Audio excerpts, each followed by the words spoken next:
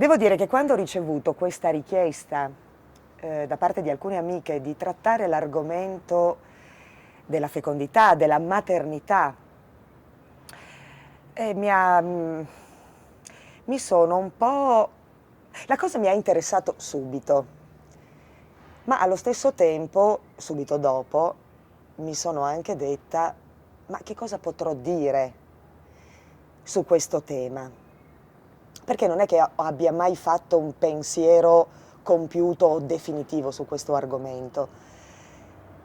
È difficile parlare della non maternità o della solitudine di un'esistenza. È difficile parlarne perché tendenzialmente le amiche che si frequentano, ma anche gli amici che si frequentano, dicono è praticamente impossibile stare soli, siamo fatti per vivere insieme ad altri. E poi però, come dire, affrontando e approfondendo l'argomento si scopre che questo non essere soli o questo vivere insieme include sempre soltanto la famiglia e i figli. E io devo dire che non sono mai riuscita a pensare in questo modo, neanche quando ero ragazzina. Quando ero ragazzina le compagne di classe che pensavano ai loro programmi di vita, tra cui mettevano lo studio, la laurea, la carriera, la prima cosa che dicevano era sì, poi però mi sposo e faccio da 1 a 3 figli. E io questo pensiero non sono mai riuscita ad averlo. E non so il perché nella mia vita, non so perché nella mia vita io non sono mai riuscita a vedere una famiglia tradizionale e un numero di figli che poteva variare, insomma. Non lo so, io sapevo che volevo qualcosa di più. Evidentemente qualcosa di più di una famiglia tradizionale, così come io la conoscevo, che non significa però non avere dei figli. Se una donna non è fertile solo perché non ha dei figli, beh, io credo di no. Io credo che una donna è fertile in quanto donna e in quanto mette in campo, desidera, pensa, cura le cose, i desideri della propria vita. E quindi credo che una donna che non ha figli può essere fertile esattamente come una donna che ha figli e che li ha cresciuti. E credo che ci sia una fecondità della vita che vada oltre la maternità in sé. Nella mia vita devo dire che non è che io abbia pensato a un certo punto di non avere dei figli.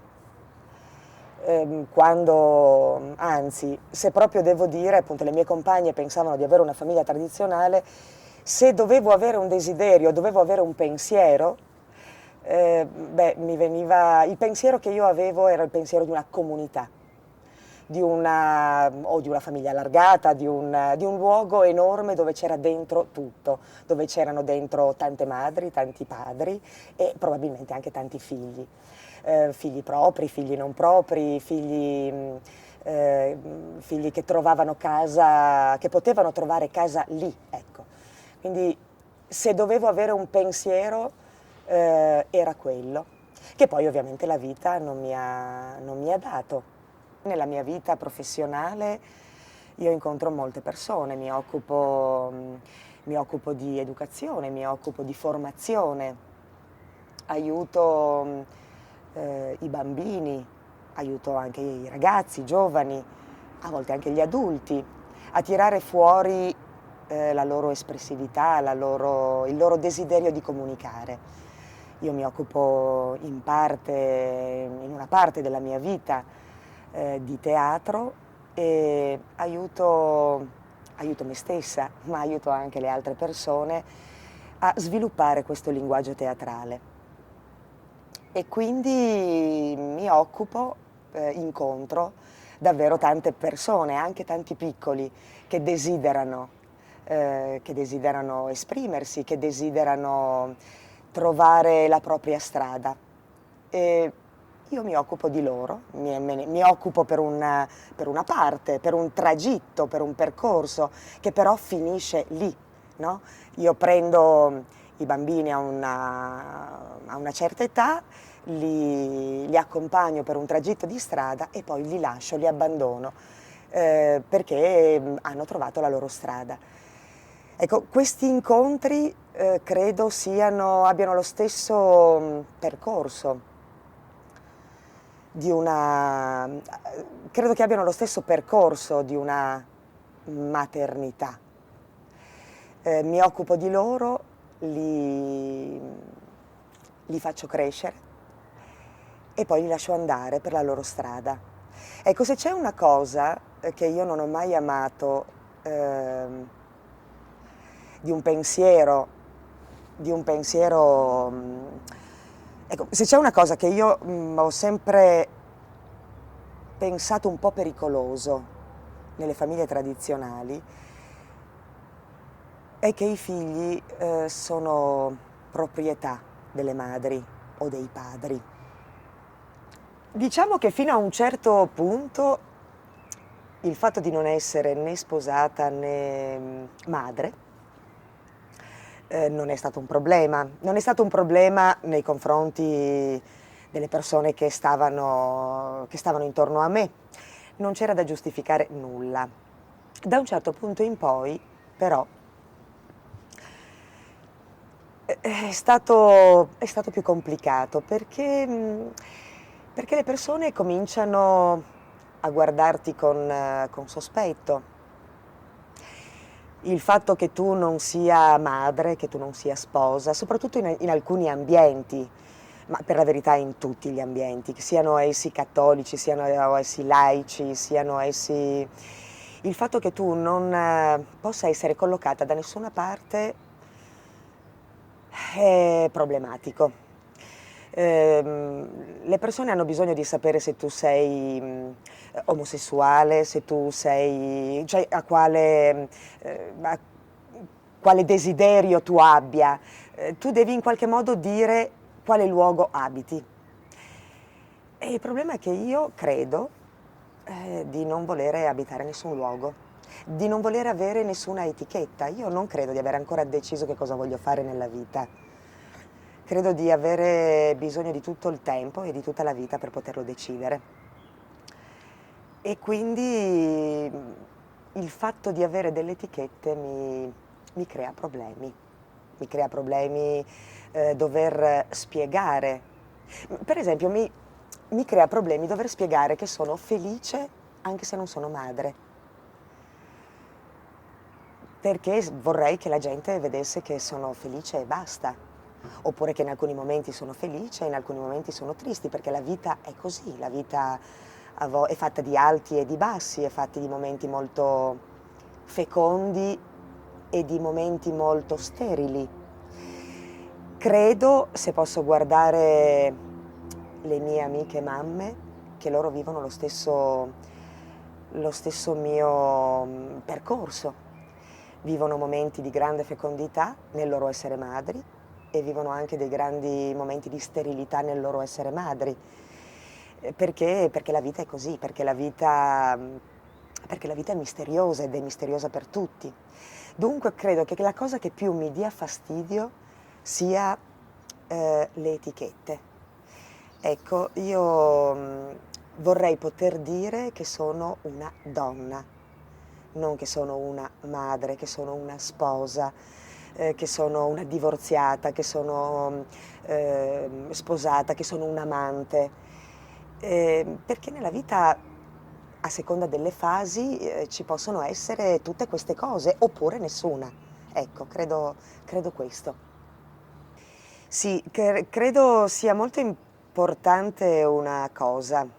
Non so se ce l'ho così chiara e se è così facile spiegarla, perché poi tutto sommato io credo nella mia esperienza di figlia di essere stata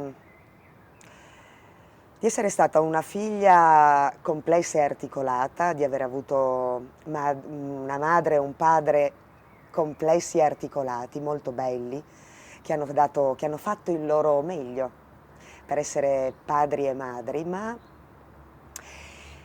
credo, credo una cosa, credo che la cosa più importante e la cosa anche più difficile per una madre, un padre e anche per un figlio è quello di capire che c'è un momento in cui bisogna andare, che le madri devono lasciare andare i propri figli e lo stesso per quanto riguarda i padri, perché a volte è anche forse più difficile per i padri, soprattutto per le figlie femmine, lasciare andare i figli.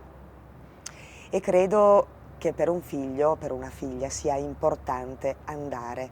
Ecco, il termine andare, partire, lasciare, che può forse sembrare un termine negativo, è un termine fondamentale in questa esperienza di padre, di madre, di figli. Indubbiamente nel mio percorso, nella mia storia ci sono state esempi di donne molto significative che mi hanno educato e cresciuto alla libertà. Donne che non erano madri e che non erano madri in senso tradizionale, ma che per esempio per me sono state delle grandi madri. Ecco, per questa ragione mi ritengo molto fortunata. I miei incontri sono stati incontri molto belli, molto fortunati e molto formativi. Mi hanno insegnato una sapienza della vita diversa, più grande, come io la desideravo. Una donna della letteratura che sicuramente mi ha ispirato è la poetessa Emily Dickinson, che ha saputo, cioè, che ha regalato con le sue poesie, le sue parole, mi ha regalato proprio dei mondi inimmaginabili. La cosa che mi ha sempre incuriosito della Dickinson era la sua perfetta solitudine e la sua capacità di incontrare un mondo all'interno della propria stanza. Non so, ecco, se c'è un tema che credo sia ancora non risolto è proprio quello dell'eredità, perché non saprei oggi a chi lasciare, o forse sì, nel senso che per come la vita si è un po' dispiegata in questi anni, credo fondamentale, credo importante gli incontri che accadono, gli incontri, anche quelli momentanei. Non credo nei legami assoluti, nei legami per sempre. Non perché non ci credo e perché penso che non siano possibili, credo anche che siano possibili, credo anche che ci siano dei legami che durino tutta la vita, che magari uno non percorre nell'immediato, ma ci sono e sono lì. Però credo molto anche negli incontri che accadono e poi spariscono, incontri fondamentali, che magari durano lo spazio di un giorno, o di una settimana, o di un mese, e poi non li vedi più. Ecco, credo che anche quelli possono essere un'eredità. Credo che se ci fosse un incontro che dura lo spazio di un giorno e che ritengo che in quel momento sia giusto lasciare l'eredità, ecco, penso che glielo lascerei, anche se poi non dovessi vederlo più. Non ci sono delle donne nella mia famiglia che mi hanno fatto sentire come un limite il fatto di non essere sposata, di non avere figli. Devo dire che mia mamma ogni tanto mi confida che le sarebbe tanto piaciuta essere la nonna dei miei figli. Questo però evidentemente non è stato possibile, non me lo ha mai fatto sentire come un peso. Ma anzi, devo dire che la sorella di mia nonna, che è morta a 107 anni, Quando lei si è sposata molto, molto giovane, perché si viveva in famiglia patriarcale e dunque molto presto bisognava uscire dalla propria famiglia per poter andare in un'altra famiglia, cioè i maschi della famiglia consegnavano le femmine della loro famiglia ad un'altra famiglia. E devo dire che mia zia, la sorella di mia nonna, che è morta a 107 anni, lo ha sempre vissuto con un po' di tristezza questo. Lei non avrebbe voluto sposarsi e non avrebbe voluto avere poi 5 figli, di cui 3 ha visto morire, essendo lei stata così longeva. Quando io ero ragazzina, mia zia, che era veneta, mi chiedeva spesso se ero fidanzata o no, a seconda dei momenti. E io a seconda dei momenti dicevo o sì o no. E lei mi guardava e mi diceva, te fa ben? Perché se ti te fa l'amor con uno, non te polpi far l'amor con tutti gli altri. Questa cosa, quando io avevo 15 anni, devo dire, mi faceva molto ridere. Ecco, credo che questa frase è una frase che mi ha accompagnato molto nella mia vita. E nel mio percorso sì, ho avuto almeno 2 uomini che mi hanno chiesto di sposarli e di avere dei figli. Devo dire che forse avere dei figli non mi sarebbe dispiaciuto, ma che il pensiero, ecco, credo che sia un po' questo, cioè il fatto di non avere figli oggi, ecco, io non ho scelto di non avere figli, o almeno non l'ho fatto scientemente, è stata una conseguenza al fatto che non volessi sposarmi, se proprio devo dire una cosa. Non ho un giudizio sull'interruzione di gravidanza, credo che ogni donna abbia il diritto di scegliere. Credo che la parola scelta sia una parola grossa. Non sempre noi donne siamo in grado di scegliere, siamo in grado di poter decidere di fare una cosa. Non è detto che l'interruzione di una gravidanza sia una scelta consapevole, forse però è l'unica decisione possibile e io per questo ho un grande rispetto.